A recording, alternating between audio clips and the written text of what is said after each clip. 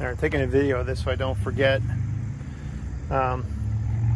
This outside 3/8 hose for the stabilizers. This outside one is the long hose that goes to the outside, and the inside one goes to the inside. I'm going to presume it's the same on this side. It is. Outside to outside, bottom to inside. So top to outside, bottom to inside. All right, so I'm waiting on a few hoses to get here. I've been replacing all of these lines. I'm just going to go with standard off-the-shelf stuff, and I have some on order. I was going to make them, but until I had to buy the ends and everything else, it was almost just as inexpensive just to buy them. So I've got them on order. The outrigger hoses, the short connector hoses. I think if I put this little bend in them, they seem to line up here okay. I think I'll be able to make them all work. So they're on the way. In the meantime, I did a bunch of grinding and cleanup, and I got my 580 CK pins to work in here. And I did put the snap ring on by reaching from this side, so that I know when I go to put this thing on, I should be able to reach the snap ring. They're not through bolt, and you can see that that's kind of all mangled anyway. But yeah, there's the old CK in there and some buckets. We had an extra bucket for it, so we had these pins. The lower ones can go on. Yeah, they're a little long, but I think they're going to work just fine. I don't think there'll be a problem. They're the correct size for the hole. They're the correct size for the bottom. They're the correct size for the top. So they're going to go on. In the meantime, I put a bunch of thread seal on this fitting because it was leaking. I don't know. When I had this off, I noticed it was kind of banged up on the top. There may not be anything I can do about it, short of replacing this entire fitting, which I don't really want to do. These don't look like pipe thread. If I thought they were pipe thread and I could just take this JIC out, I would have. But it kind of looks like it's a pressed-in fitting, or I'm not sure how that's put in there. Anyway, that seems it's kind of minor. It's only when it's under the highest of high pressure, it weeps just a little bit. So tonight, since I got those things out of the way and I'm kind of in a standby mode, I bought some more bucket teeth, because these two are good. These four, not so much. That one's missing entirely. That's pretty much worn out. I'll assume somebody not that long before they retired this bucket went and did that. So we're going to go ahead and knock the pins out and see what we can do. So give me a minute here. I'm going to get this started up and lift it up.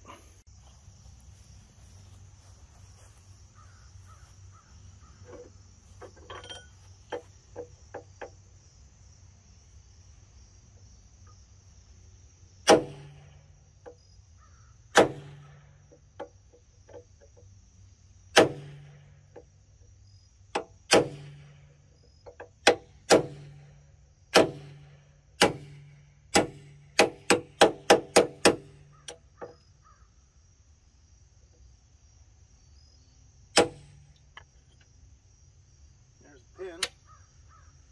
What we do with putting a new one on.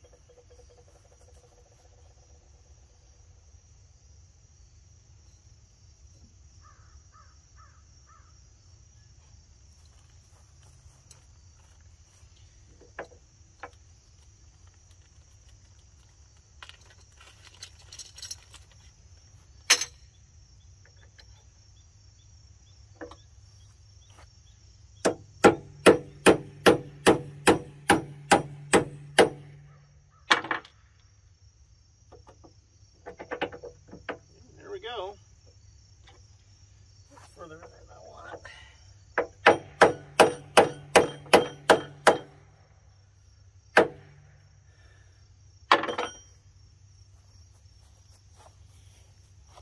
Yeah, and that's it. So I'll do that 3 more times and we'll have new bucket teeth. All right, they're on. They all went on very well, with the exception of this one. It's very, very tight. It's not that it's going to come off, but I just can't That won't go in there any further, and it's not poking out the bottom, which bothers me. The rest of these all went right where they were supposed to go. For some reason, that one just won't seat up there and have the holes line up, and the hole looked good too. So I don't know what's going on. And there was no remnant in the old hole, so it is what it is. I'm just gonna let them go. I'll bet you the thing will never give me any trouble at all. So now I've got good, clean, even digging teeth. Not that it really mattered for what I'm doing, but it's what I wanted. So one more thing scratched off the list. Okay, so doing a little painting up here. I'm going to paint that black, and while I was at it, I hit yellow up in that area. But while I'm waiting for the paint to dry, I had this other hose that was left over. Actually, it came with the 4-in-1, and that wet's from something else. It's not from this hose.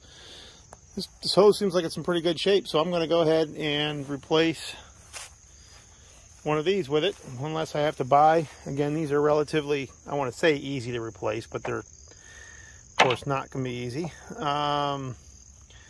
Unlike so many other things, this one is now giving me a hard time, and I can't get this to come out of the fitting. The swivel broke loose, but this one won't, and I don't want to damage this, so I'm going to cut this off so I can use a socket on it and an impact, see if I can get this out of here. I've tried heat, and I've been soaking it, and you can see I'm starting to round this. So before that gets completely rounded out, I am going to try it with an impact, and we'll see what happens. So I'm going to cut that off. I've given up.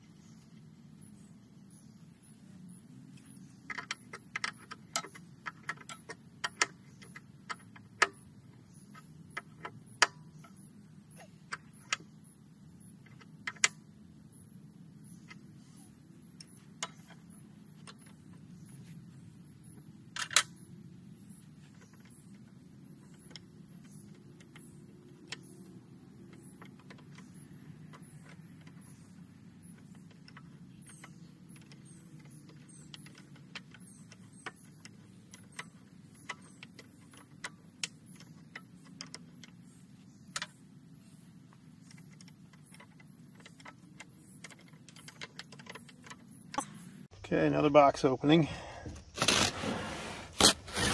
This should be the rest of the lines I need for the backhoe.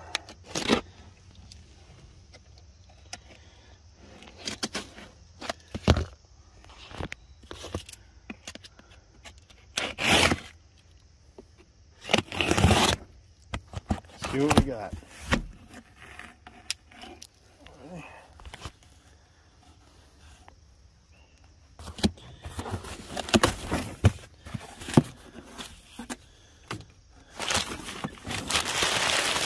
Lots of packing.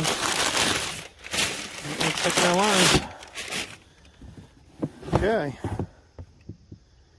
Well, that's what I ordered. Should have those. And then these are the 3/8 for the feet.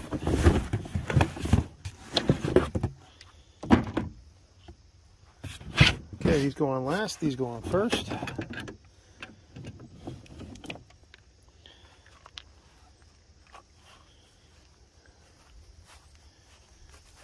Okay, here we go. So that's going to go on each of these.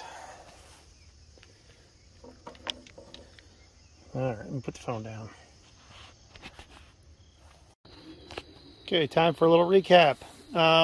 This line is now brand new. This line is, well, new-ish. Newer than what was there. All of these lines are now brand new. John Deere had like 21-inch lines, some oddball size, that were all nice and straight. And I didn't want to get custom hoses, so these are off-the-shelf hoses. I can get them pretty much anywhere. They're 24-inch, so you can get them off the shelf many places. I figured that was probably a better option. These are relatively, I'm going to say that, relatively easy to get at. Same thing with the 3/8 going out. So my stabilizer feet now have new lines, and they're a little bit, again, they're a little longer than the original. I was worried about them dragging and hitting things, so I went and got myself some airline holders for trucks. If you ever see in the back of a semi, to separate their airlines. So I put some of those on there. They are for 3/8 lines, and I'm going to try at least, that kind of keeps them up and out of the way, so I don't think they're going to hit anything, and that keeps them from hanging down or sagging or anything. So day's getting late. The lines I can get at easy are on. So new supply and return, all new controls, stabilizer feet, supply and return on the machine. The machine's got everything new on it. Previous videos you've seen that. What I haven't done yet are the swing cylinders in the center, those lines. I'm going to power wash this thing. Those lines actually, to me, look like they may be okay. It doesn't even look like the jackets are broken. So I'm going to let that go. And they're not impossible to get at. Right in the center there, they're not too bad. And then I've got all the supply lines to the cylinders that run down under in the boom. These I'm going to address once I get it on and can get all the mud and dirt and garbage out of there and see what I've got. A lot of those are hard line. I've got a couple of soft lines down underneath that look like they are 1/2 inch, I'm going to guess. This one's got a field repair on it. Again, the lines don't look all that bad in there. I do have one that I can see down there along the bottom that looks like it's cracked. You probably can't see it in the video. It's right there. I'm a little worried about that one. That's this outside line here. Again, that one doesn't look like it's too awfully difficult to get at. As a half, again, it looks like it's a 1/2 inch. I think that's a half. Is that a 5/8? What is that? I'm not sure. Maybe a 1/2 inch. It may all be 1/2 inch. Hopefully it is. And I may be able to get a standard 1/2 inch and get it in there and replace it. Again, I'm going to wait till I have this mounted on the machine. Hopefully it doesn't blow trying to put it on the machine. It'll be a little easier to deal with. So tomorrow's another big milestone day. Just like when I put the 4-in-1 on.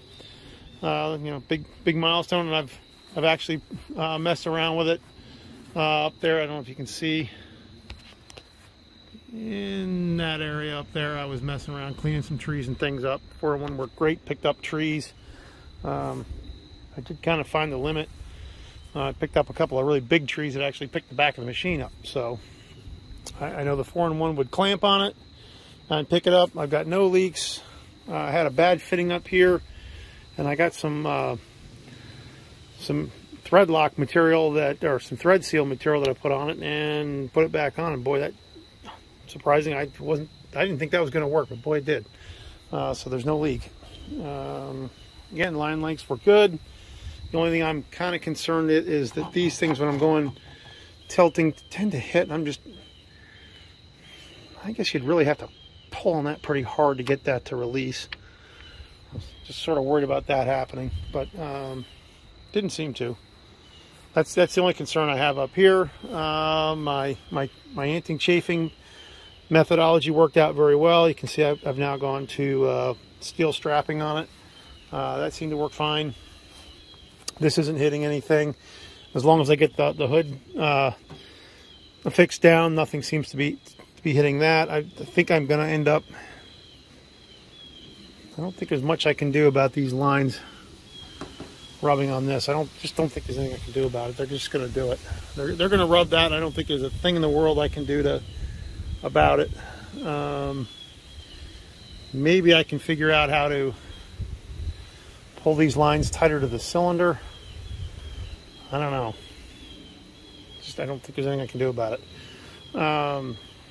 Just keep an eye on them, I guess. That's the trouble. These, I think originally these were 5/8 lines, and these are 3/4, and I think they were 5/8 with 3/4 fittings, and probably fit a little better because you can see that on this side. Yeah, they touch too. So it's just kind of the way it is. But again, tomorrow will be another big milestone, so I'm going to call it a day.